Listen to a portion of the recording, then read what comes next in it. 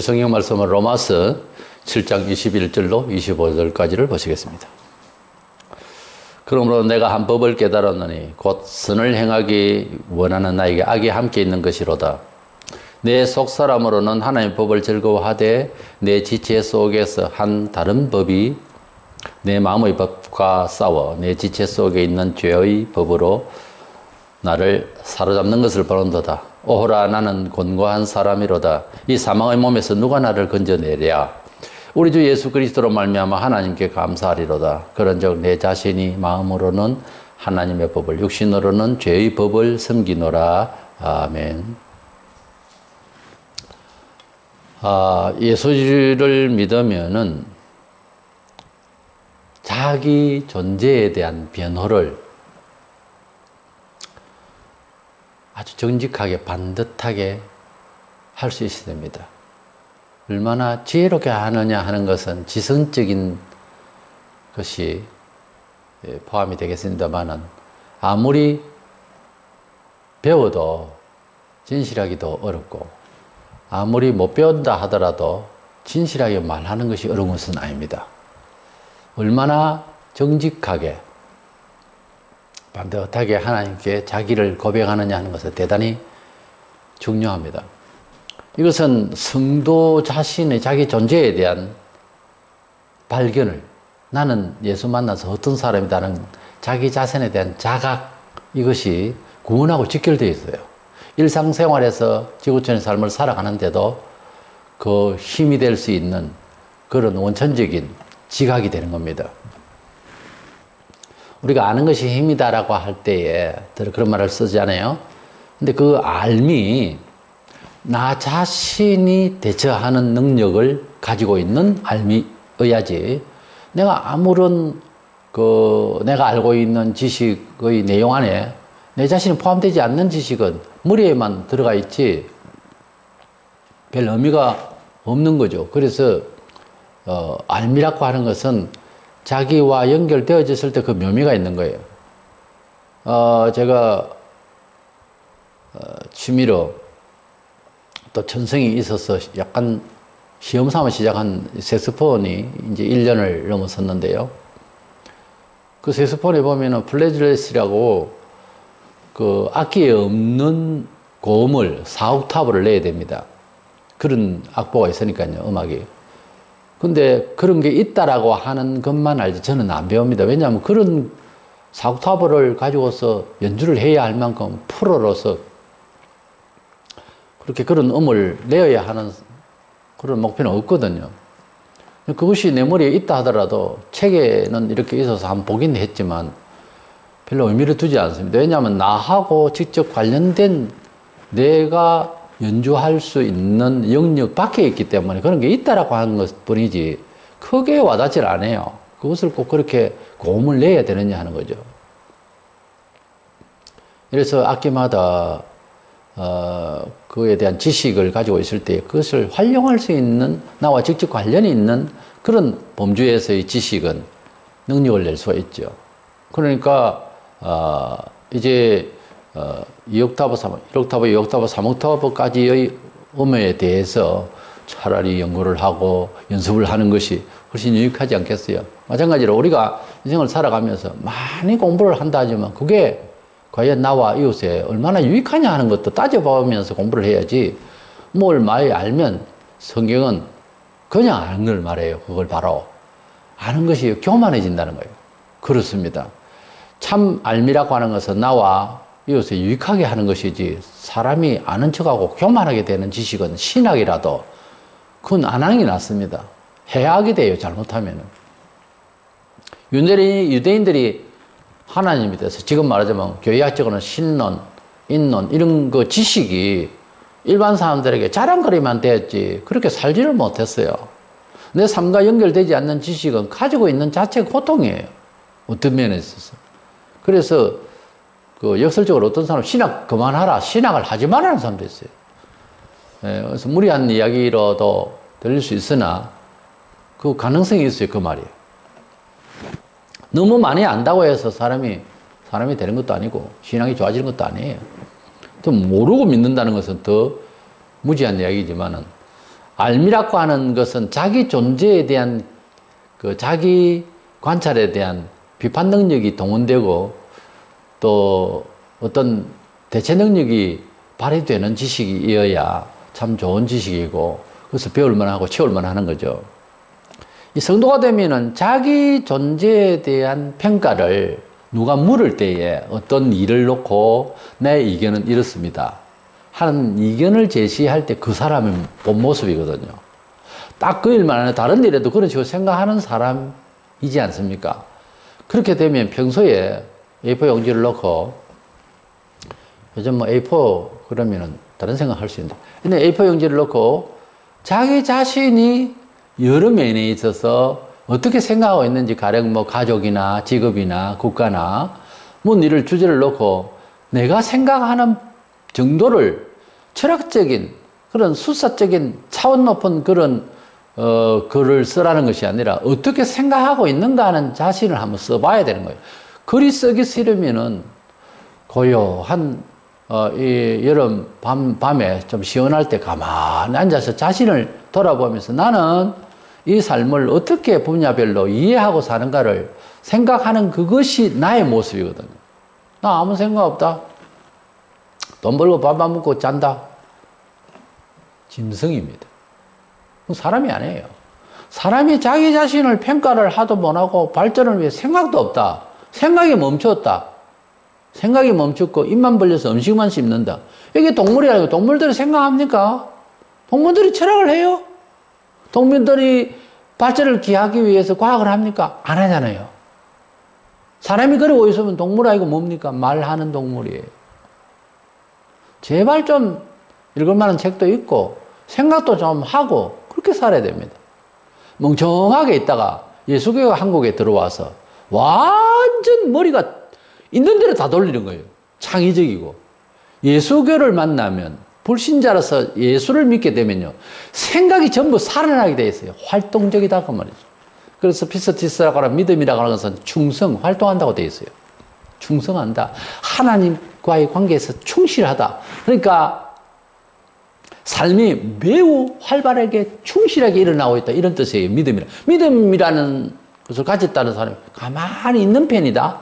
아무 생각도 안 한다. 활동도 없다. 협력도 없다. 노력도 안 한다. 연구도 안 한다. 좀 더 발전을 위해서 생활 계획도 없다. 아무 생각도 없다. 교회를 와서 길을 막고 있다는 말이에요. 설교를 어떻게 들었는지 모르지만은 하나님은 그렇게 인도 안 해요. 아픈 자가 고침을 받고 연약한 자가 강해지고 가난한 자가 부여도 되어지고 생각이 없던 자가 생각이 많아지고 말할 줄 모르는 사람이 말도 잘하게 되고 교회에 오면은 한번 생명운동이 일어나는 곳입니다. 기독교는 생명의 종교예요. 먼저는 우리 성도가 자기 자신을 돌아볼 때에 내가 죄인이라고 하는 것을 철저히 깨닫는 거예요. 그것은 예수 믿고 난 뒤에도 죄는 여전히 짓는 나구나 하는 것을 솔직하게 알고는 있어야 되는 거예요. 물론 알고 있겠죠. 근데 대책하는 방법이 두 번째 말씀을 드리겠습니다만 우리 사람이 가지고 있는 죄성이라고 하는 것은 예수를 믿어도 죄성은 이 몸이 부활하기 전까지는 뭐 간지르면 간지럽고 이거 몸이 있는 동안은 본성이 아직 있어요. 본성이 있어서 예수님을 믿으면서 이 본성적인 죄성을 어떻게 해결할 것인가 하는 대체 능력에 대해서 하나님 언약에 대해서 알지 못하다 보면 좌절하는 거예요. 사람이 가지고 있는 성적이라고 하는 것은 예수를 믿어도 죄성이 있습니다. 사도 바울이 이 말을 했는데 사도 바울의 말을 우리가 다시 보면 21절에 그러므로 내가 한 법을 깨달았노니 곧 선을 행하기 원하는 나에게 악이 함께 있는 것이로다 그랬어요. 그러니까 예수님을 믿고 믿음으로 하나님 나라에 대한 소망을 가진 사람은 어차피 도덕성이 착해지게 되어 있습니다. 착하게 살아야지. 나는 하나님 나라에 가는데 죄인들이 지옥 가는데 이런 생각이 기본적으로 들기 때문에 예수 믿으면은 선의로 세상을 사는 게 옳습니다. 예수만 믿고 세상에서 사기치면 뭐합니까? 안 되는 이야기거든요. 그래서 착한 행동을 불신자들도 많이 하는 사람이 있는데 신자라고 하는 사람이 불신자보다 못하다면 이 소망을 가진 사람이 그래서 그렇게 살아서는 되겠습니까? 거짓말을 하고 돈의 욕심을 채우고 그리고 남을 해를 끼치면서 자기만 잘되게 하기 위해서 살고 이런 처세를 한다고 하는 것은 그 속에 모르겠어요. 예수 믿어서 정말 구주를 믿어서 매일 회개를 하는지 모르지만 정말로 회개를 하면요 그렇게 안 살죠. 저는 좀 냉정하게 말해서 예수 믿는 사람 아니라고 생각해요. 그런 사람은 예수 믿는 사람이 그렇게 살 수가 없어요. 자기 욕심만 채우고 남을 해를 끼치고 안 보이는 데서는 그냥 남에게 해를 끼치고 보이는 데도 해를 끼치고 이렇게 살면은 이게 예수 믿는 사람 맞습니까? 아니죠. 그래서 사람이 가지고 있는 죄성이라고 하는 것은 있는데 예수 믿는 사람이라도 실수하고 아주 욕심이 생기고 그래서 또 과하게 죄를 짓고 본성에 사람마다 또 죄성이 또 각양 다릅니다. 자라온 환경 때문에 그런가 봐요. 돈 하면은 아예 정신을 잃어버리는 돈에 약한 사람이네. 그 높은 거 좋아하는 사람. 자기 잘난 척 하는 사람. 이런 모든 것들이 다 탐심이고 정욕이고 이러는데 부분별로 달라요. 좀 약한 부분이. 다 있습니다. 죄성이라고 하는 거. 아니, 저는 별로, 죄가 별로 없습니다. 아니, 저는 그렇게 심하게 고민을 하거나 그런 죄성이 없는 걸로 알고 있습니다. 이래 생각한다면은 큰일입니다. 보통 문제가 아니에요, 그 사람은. 왜냐하면은 하나님께서 위로부터 장대비 같은 은총을 막 부어주시고 있는데 목마르다 하고 무렵다 그러고 그러고 있는 사람은 똑같은 거예요. 그 비를 받아서 물을 어떻게 사용할 생각을 안 하고 그러니까 믿음을 가지고서 주님 앞에 의존하지 아니하고 자기 혼자 알아서 자기가 생각할 때는 괜찮다는 거지. 그러니까 간구할 일이 있나 간절할 일이 있나 반성할 일이 있나 왜? 죄가 없다 하는데 뭔 반성을 합니까? 그리고 위태로운 일이 있어서 이걸 도와주셔서 잘 진행하게 해달라고 의존을 할 일이 있나? 왜? 알아서 사니까. 그런 사람을 우리가 신앙인이라 할 수 있겠어요? 신앙인은 그렇지 않습니다. 신앙인이 되면은 전에는 강력하게 살고 걱정 없이 살고 인생은 그러니 다치려니 죽으려니 병들려니 안 될 수도 있으려니 좋은 일에는 포항을 올리고 놀다가 이래 한 세상 그저 꿈같이 살다 가는 거지 이러고 있던 사람이라도 예수 믿게 되면은 아프다 왜 아플까 하나님 묻습니다. 잘 됐다 하나님 왜 이 은총을 주셨는지 감사를 헤아려 봅니다. 완전히 사람이 다른 생각이죠. 모든 것이 주에게로부터 와서 주께 영광 돌리는 선의의 행위가 목표가 돼가지고 사람이요 생각이 달라집니다. 그런데 어떤 사람은 나는 죄도 별로 없었고 저는 이만하면 살면 되고 별로 큰 꿈이 없어요. 저는 소박하게 살다. 성경에 소박하게 살아라고는 안 되어 있습니다. 힘 있는 데까지 열심을 다해서 주를 섬기라고 그랬어요. 난 열심히 별로 없는데 잘못됐는가? 예, 잘못됐어요. 그거 잘못된 겁니다. 뭐가 잘못됐죠? 죄인이라고 생각을 안 해서 그래요. 본인이 죄스럽다고 생각하는 사람은 완전히 반등을 하게 되어 있습니다. 게으름도 죄예요. 태만이 죄예요. 성경에 보면은 열심과 태만은 현격하게 차이 있습니다.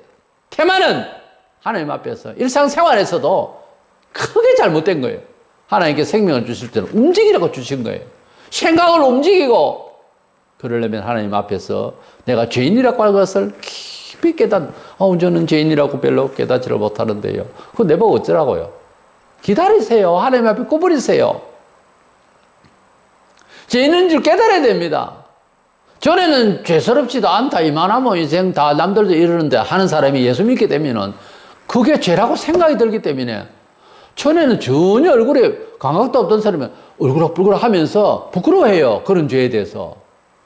세상적으로 살아가던 처세가 예수 안에 들어오면은 완전히 바뀝니다. 사람이 감각이 살아나가지고 이렇게 사는 것은 이렇게 태만한 것은 이렇게 너무 자기 만족만으로 사는 것은 이건 아니다. 이런 생각이 들어온다니까요. 전에는 예사로 길에서 침을 뱉고 살았는지 말이죠. 지금은 그것이 나도 모르게 침을 뱉었다면은 실수다. 이런 생각이 드는 거예요. 부끄럽고. 이게 정상이라는 거죠. 교인은 예수 믿으면 죄가 없다. 소위 일명 구원파에서 그런 아니에요. 그 구원파에서는 주기도문도 하지 않아요. 왜냐하면 내 죄를 사해달라고 하는 기도문이 들어있거든요. 그래서 안 한대요. 이게 말이 되는 이야기입니까? 양심적으로도 다 깨닫습니다. 한 사람, 두 사람이 예수 믿은 것도 아니고 다 생각에 죄를 짓는다. 짓는 것도 봤고 또 다시 예수 믿었다 또 회개하는 걸 보고 있으면서 어떻게 죄가 없다라고 말할 수 있습니까?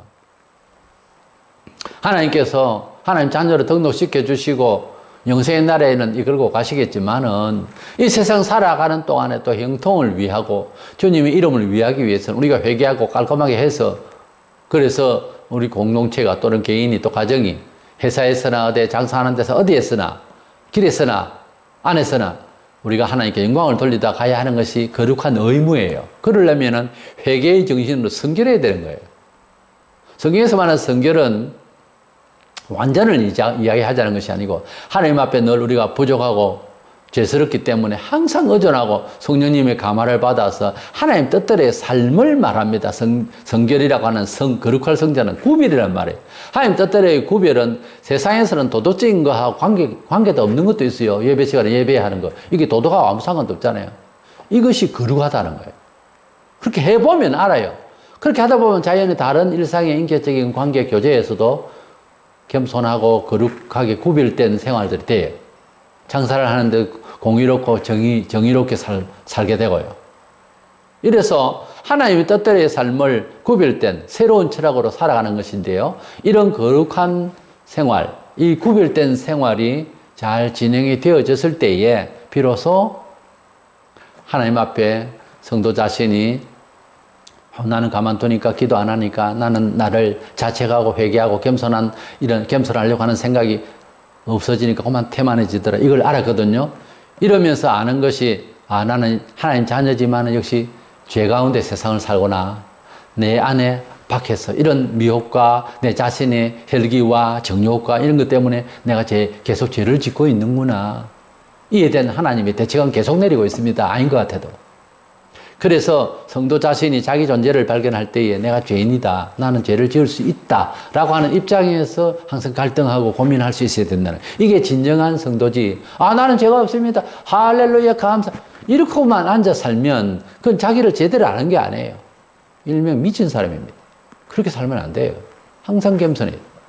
두 번째로는 이런 죄를 짓고 저런 죄를 짓고 죄 가운데서 사는 나 자신에 대해서 갈등을 하게 되어 있는데 이 갈등이 좌절까지 갈 이유가 없다는 거죠. 본문에 24절에 오라 나는 곤고한 사람이라도 이 사망의 몸에서 누가 나를 건져내라. 25절 우리 주 예수 그리스도로 말미암아 하나님께 감사하리로다. 사도 바울이 기독교를 핍박할 때에 다메섹 도상 길 도상에서 낮 8시에 태양보다 더 밝은 빛으로 사울아, 원래 이름이 사울이잖아요. 사울아, 사울아 하고 나타나신 예수님을 직접 만나게 되었고 직접 소명을 받았어요. 특별한 일이었죠. 근데 그가 예수를 만나서 성령의 능력까지 이제 겸하여 받게 되고 안수받아서 아나니아부터.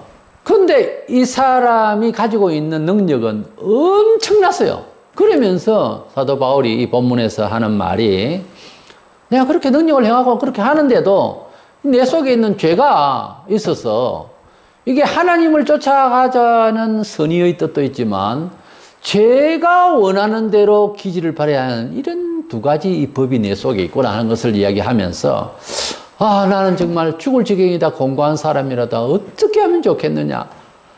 그가 또 하는 말이 처음 예수 만나서 구원받은 것만 아니라 특별히 그 부름을 받아서 구원받은 것만 아니라 내가 일생을 살아가면서 이렇게 죄와 갈등하고 있는 나 자신을 또 구원하실 분은 오직 예수 그리스도라는 거예요. 예수 믿고 난 뒤에 죄를 짓고 잘못하고 있는 우리 자신을 고치기 위해서 윤리적으로 똑바로 하시오. 어쩌시오. 도덕적으로 매질을 하고 감옥에 넣고 똑바로 하시오. 그런다고 사람이 될 것 같습니까? 윤리에 대한 교육도 성경에 얼마든지 있어요, 있기는. 그러나 그 윤리는 결국은 뭔가 하면은 너는 죄인이라는 거죠. 너 자신은 잘못됐다는 그런 판단이에요. 판단을 해본들 사람이 사냐고. 윤리와 도덕주의로 사람을 구원하려고 안 됩니다, 그게. 듣기에는 맞죠. 그리고 누가 감히 나타나서 너는 죄인이다 하고 한들 들어요? 너도 죄인인데 그렇게 하고 말은 그래 하지 않아도 그렇게 하고 바라보고 있는데요. 그러니까 알 것은 우리가 하나님 앞에서 좌절하고 갈등하고 하는 것은 어떤 면에 있어서는 우리 하나님의 그 백성으로서 가지고 있는 아주 그 솔직한 실질적인 그런 우리의 내면의 모습일 수 있어요. 그러나 그런 좌절을 할 수밖에 없고 갈등할 수밖에 없는 갈등하고 있는 우리의 도덕적, 종교적, 양심의 갈등을 해소하는 방법에 있어서는 역시 또한 예수라는 거죠. 예수님은 우리를 위하여서 성천 이후에 로마서 8장 34절과 히브리 7장 25절에 기도해 주고, 소위 중보기도는, 진짜 중보기도는 주님의 중보기도를 지금 계속하고 계신다고 그랬거든요. 그리고 히브리 기자는 말하기를 우리의 예수 그리스도의 십자가의 죽으심은 영원히 매일 드리는 제사를 대신하는 그런 죽음이라고 했기 때문에 우리는 매일매일 짓는 죄, 이스라엘 백성은 이미 백성이지만은 할례를 받고 난 뒤에, 그러나 매일매일 제사를 드리잖아요. 우리가 매일매일 주님이 우리를 위하여 죽으신 것처럼 효과를 위해서 주님의 보혈을 의존하고 회개해서 속량받고 회개해서 속죄받고 계속 그렇게 해야 된다는 거예요. 그리고 그것이 우리에게 희망이라는 거죠. 이렇게 주님께서 한 번 죽으심으로 끝난 것이 아니라 영원한 재물, 계속 그 효력을 주시는 것으로 믿어야 됩니다. 그렇게 믿을 수밖에 없는 게 처음도 그렇게 믿어서 속량받았잖아요. 나중은 그다음부터 네가 알아서 해야 된다. 아니에요. 나중에는 네가 죄를 많이 지으면, 처음엔 내가 너를 위해서 죽었는데 계속 죄 지으면 그때는 네 형벌 받아 지옥 간다. 아니에요. 계속해서 속량받을 수 있어요. 속죄받을 수 있어요. 지금 바울이 그 말을 하거든요. 누가 이 현실에서 자기는 구원받은 사람이에요. 그러나 내가 이렇게 죄를 짓고 이거 뭐 교만하고 하는 이런 것들이 자꾸 일어나는데 이걸 어떻게, 이것도 지금 또 예수께서 또다시 나를 위하여 돌아가심의 효력으로서 구원해 주신다는 고백인 거예요. 그리고 하나님께서 이렇게 사랑으로 나를 예수 통하여서 그 보혈의 속죄의 힘으로 나를 살게 하시니 감사하리로다 그랬습니다. 요 논리적으로 보면요, 아무도 자살할 수 없어요. 예수 믿는 사람이라면. 자살한 사람은 곧 결국 뭡니까? 예수를 안 믿었다는 거지. 가룟 유다가 죄를 너무 많이 지어서 자살을 해서 저주를 받았습니까? 아니에요. 예수를 안 믿었어요. 예수님이 우리 죄를 위하여 돌아가실 분으로 옥합을 깨뜨려서 장사를 이미 치르려고 하는 그 믿음의 여인처럼, 믿음을 가진 사람 베드로처럼 통곡을 하고 회개를 하고 의존하는데 안 믿었다는 거죠. 양심적으로 내가 서성을 팔더니 나는 나 같은 사람은 죽어야 돼. 목매달아 죽어버렸습니다. 그 잘한 것 같습니까? 그럴 수밖에 없는 너와 나의 인간성, 너와 나의 부족함, 너와 나의 좌절감을 위하여 예수님을 이 세상에 주신 하나님의 그 크신 사랑을 부인하고 거부하고 불신하고 우습게 여기고 귀담 안 듣고 관심이 없다면 그럼 지 알아서 죽어야지 어떻겠습니까? 하나님께서 우리에게 성도가 자기 존재에 대한 발견을 할 때에 나는 죄를 늘 지을 수 있고 늘 부족하다, 태만하다, 나는 오래된 죄성으로 활동하지 못하는 영이다. 늘 그 생각을 하면서 겸손히 때마다 주여 살아나게 하시고 주여 더 거룩하게 하시고 주여 성령의 가마에 말씀의 칼에 도구가 나에게도 임하여서 말씀이 나로 하여금 세상을 이길 수 있는, 적을 이길 수 있는 칼이 되게 하죠. 늘 기도하고 하는 가운데서 나는 죄인이라는 것을 알아야 됩니다. 그 다음에 그 죄를 주님이 지금 또 그 속죄의 피로서 용서해 주신다. 이것이 하나님과 우리 사이에서 예수를 통하여 주신 관계입니다. 언약입니다. 성천 이후 성천하셨지만은 주님이 죽으신 그 효력은 지구 끝까지 갑니다. 이것을 통해서 보면은 좌절해서는 안 되죠. 자기 앞에서 자기 자존심, 자기 의지 앞에서는 좌절해야 되지만 이것은 희망 걸고 있는 좌절이죠. 그런 좌절은 몰라도 너무 당당하고 죄 없는 것처럼 그건 잘못된 거죠. 자기 자신에 대해서 좌절할 수도 있어야 돼요. 내가 이렇게 못났구나. 무너져야 되는 거죠. 소위 다른 뜻이죠. 이 좌절은. 그러나 목숨을 끊는다, 방황한다, 예수도 안 믿는다, 가나안 교인들보다 교회 안 나간다. 가나안 교인들이 200만 명이 넘는다고 하는데 이건요 예수님을 안 믿어서 그래요. 근본적으로는 교회 비판하고 나가고 교회 나가고 물론 이유는 있겠죠. 그러나 그 모든 문제, 어려운 문제를 해결하실 예수님을 계속해서 믿어야 된다는 거예요. 이것이 가르침을 못 받았다기보다는 이것이 그대의 마음속에 안 믿어져서 그래요. 사실 교회에 좀 다니다가 안 나간다면은 이 정도의 말은 들었을 겁니다. 믿음으로 계속해서 사죄해 주심에 대해서. 근데 그걸 안 믿었다는 거죠. 안 믿고 대신 내 탐심대로 세상 사는 거죠. 나는 가나안 교인들에게 확실히 말하지만 문제가 자기의 90% 넘습니다. 교회 비판하고 사람 비판하고 그래서 난 예수 안 믿는다. 교회 밖에서 믿겠다. 이건 말이 안 되는 거예요. 자, 다 자기 탐심이에요. 예수교를 믿는 것은 가르쳐줬으면 안 되면 뭐 자살해버려. 그런 자기 의지가 아니라 주님이 말씀하신 언약을 믿는 거예요. 이래서 우리 성도는 자기 존재에 대한 확립을 할 때에 먼저 나는 죄인이라고 하는 사실. 이것을 항상 알아야 되겠고, 동시에 우리 주님이 한 번 죽으심으로써 끝난 것이 아니라 끝까지 우리를 위하여 당신의 보혈의 효력에 대해서, 효험에 대해서 믿고 의지하면서 주여 나는 이렇게밖에 못했습니다. 주여 나는 이렇게 연약합니다. 나를 구원해 주시옵소서. 이 기도가 어떤 사람에는 하루를, 어떤 사람에는 한 시간을, 어떤 사람에는 열흘 필요할지도 모릅니다. 그러나 주님이 우리를 불쌍히 여기시는 건 똑같습니다.